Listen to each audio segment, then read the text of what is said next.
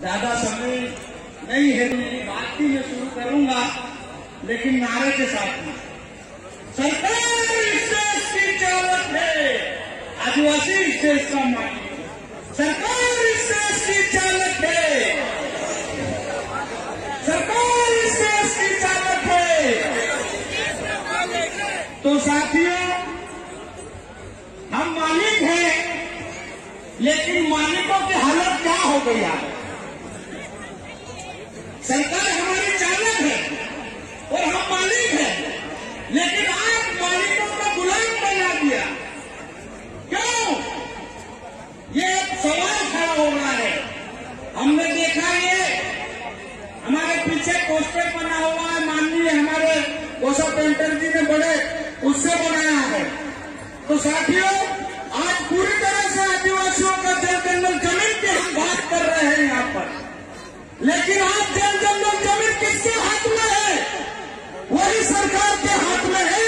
और आदिवासी जो है आज भी जो है वह गुलामी की तरह चोर की तरह जा रहा है। हमारे लिए कई कानून बन चुके हैं, संविधान में बड़ा बड़ा अधिकार दे दिए हैं, लेकिन 75 साल में वो अधिकारों का क्या हुआ? वो कानूनों का क्या हुआ? तो आज जो है हमको इकट्ठा होकर बात करना पड़ रही है। आज आदिवासी समाज में पूरी तरह से ध्रुवीकरण हो चुका है। आजादी के 75 साल में समझो, क्योंकि आज ध्रुवीकरण करके आज जो है सरकार ने पूरे यहाँ पे जो है 6 लाख गांवों में मौद्रीकरण की नीति बना दी है। वो पूरी तरह से आज हमारी जमीनें जाने वाली है कंपनियों के हाथ में। क्या हम उसको बचा पाएंगे? क्या हमारे युवाओं का रोजगार हम बचा पाएंगे? क्या हमारे जो मजदूर गरीब लोगों को उसको रोजगार दे पा रहे हैं? क्या हमारे बच्चों को हम शिक्षा दे पा रहे हैं? क्या हमारे लोगों को जो है स्वास्थ्य मिल रहा है? कहाँ गए वो मौलिक अधिकार? कहाँ गए हमारे अधिकार? तो आज जरूरत है हमको साथियों, ये पूरा देश जो है आजाद है, हम भी आजाद है बोलते हैं ना। आज जो है हम पूरा जो है 13, 14, 15 जनवरी को चारों तरफ जो है हमारे ये खीरखंड इलाके में आदिवासी एकता परिषद का महासम्मेलन कर रहे हैं। तो आज 75 साल में जो है हमारे सारे अधिकारों का हनन हो रहा है, तो क्यों ना हम दिल्ली जाके उस संसद को घेर लें, ताकि जो है हमारे सारे अधिकार हमको मिल जाए।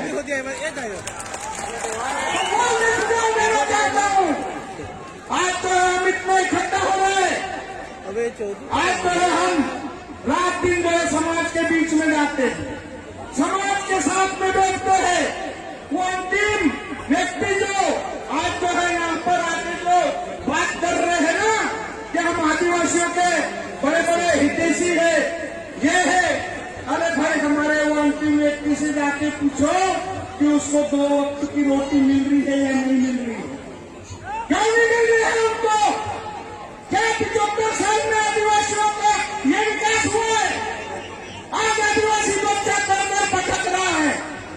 आज उसकी माँ बाप जो है उसके पेट के लिए पलायन करके वो महाराष्ट्र गुजरात आ रही है और स्कूलें सारी बंद हो गई है। और सरकार जो है पूरी तरह से जो अनुसूचित जिलों में संविधान बोलता है कि अनुसूचित जिलों में प्राइवेट स्कूलें नहीं खुलना चाहिए, तो ये हमारी सरकार प्राइवेट स्कूलें क्यों खोल रही है? इसके लिए हमको लड़ना पड़ेगा, जैसे हम लड़ रहे हैं। मेरे को याद है कि मैं पिछले समय में महामहिम राष्ट्रपति प्रणब मुखर्जी के सामने बात रखी थी। मैंने कहा था उनको कि आप जो है संवैधानिक पद पे बैठे हो और आदिवासियों को जो अधिकार दिए हैं उनकी शिक्षा क्यों छीनी जा रही है? हमारी सरकार जो है प्राइवेट स्कूलें क्यों कर रही है? जबकि संविधान बोलता है कि जो है सरकारी स्कूल में राष्ट्रपति का बच्चा भी पढ़े, मजदूर का भी, मुख्यमंत्री का भी, कलेक्टर का भी, नेता का भी। तो हमारी स्कूल में समान शिक्षा व्यवस्था क्यों नहीं लागू हो रही है? इस बात को हमको करना पड़ेगा साथियों। अगर शिक्षा मिलेगी तो हम जो है हमारे जो अधिकार है उसको हम सुरक्षित रख लेंगे। आज जो है बीच में सारे हमारे अधिकारों के कानूनों के बारे में अच्छे अच्छे वक्ताओं ने अपने में अच्छी अच्छी बात रखी, लेकिन मैं कहना चाहता हूँ वन अधिकार मान्यता कानून 2006 उसके तहत जो है मैं टीचर हूँ, मुझे सस्पेंड कर दिया गया है। मैं इसलिए बोलना चाहता हूँ क्योंकि मैंने समाज की बात करी थी। वो भारत जोड़ो यात्रा में राहुल गांधी जी के सामने गया था, उनको मैंने मेरी बात रखी मेरे समाज की, तो ये जो है काले अंग्रेजों ने मेरे को दूसरे दिन सस्पेंड कर दिया। मैं तो इसीलिए मैं कहना यह भी चाहता हूँ क्योंकि हमने जो है पेशा कानून पे और वन अधिकार मान्यता कानून पे बहुत काम किए हैं और मैंने हर घर जाके लोगों के दावे किए हैं। कम से कम मेरे एक ही जिले की बात करूंगा, लेकिन मैं 6 जिलों में काम करता हूं। मध्य प्रदेश के वन कानून के तहत 3.5 लाख एकड़ जमीन मैंने मेरे आदिवासियों को दिला दी वन कानून के तहत। उसके साथ में अभी जो है हम पूरा जो है गांव को जो है सीमांकन कर लेते हैं, उसमें वन अधिकार मान्यता कानून के तहत लिख देते हैं कि तक द्वारा सूचित किया जाता है कि धारा 2 धारा 3(1)(6) एवं धारा 5 के तहत हमारी काकर सीमा के अंदर आने वाला जल जंगल जमीन और संसाधन हमारे गांव का है, हमारी ग्राम सभा नियंत्रण करेगी। यहाँ पर हमारे बिना पूछे फॉरेस्ट के कलेक्टर का बाप भी नहीं घुस सकता हमारे गांव में। यह हमने लिखा है और मेरे बहुत सारे साथी भी आए हैं, बताएंगे हम ये ओरिजिनल काम कर रहे हैं। उसके साथ में मैं ये भी बताना चाहता हूँ पेशा कानून के अभी दिल्ली में कॉन्स्टिट्यूशनल क्लब में एक बड़ी मीटिंग हुई थी, जहाँ पर जो है हमारे देश भर के बड़े बड़े संस्था संगठन वाले काम करने वाले बुद्धिजीवी लोग आए।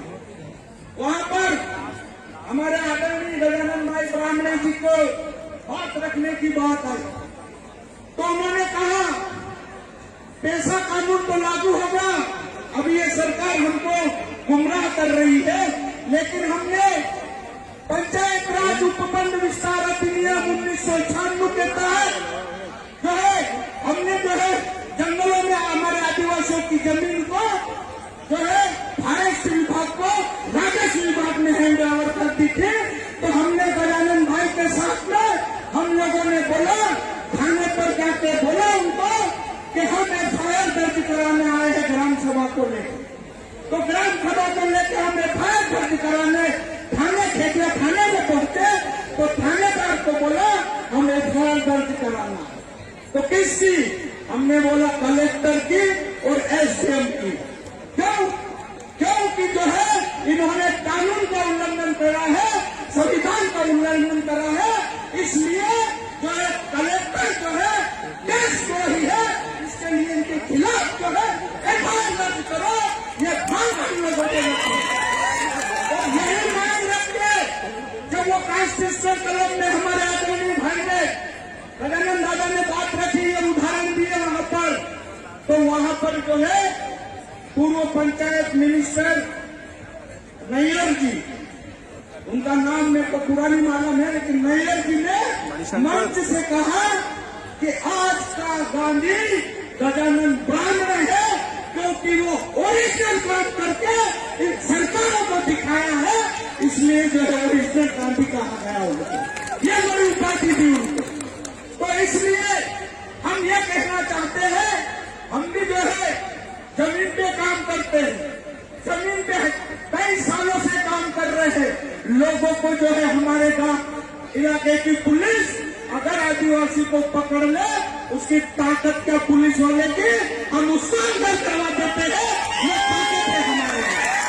इसलिए हम कहना चाहते हैं साथियों कि हमको जो है हमारे जो सारे अधिकार और कानून बने हैं, इसको हमारे काम में इम्प्लीमेंट करो। ये कलेक्टर मुख्यमंत्री की कोई जरूरत नहीं है, हमको हमारे अधिकार कानून है और कानून से बड़ा कलेक्टर का मुख्यमंत्री का बाप भी नहीं हो सकता। साथियों, ये बात मैं कहना चाहता हूँ, मेरी बात आप लोगों ने बड़े ध्यान से सुनी, इसलिए आप लोगों को मैं बहुत बहुत धन्यवाद देता हूँ। और जो है मेरे से गलती हो गई हो तो माफी चाहूंगा। बहुत धन्यवाद राजेश जी कनौजे। अब मैं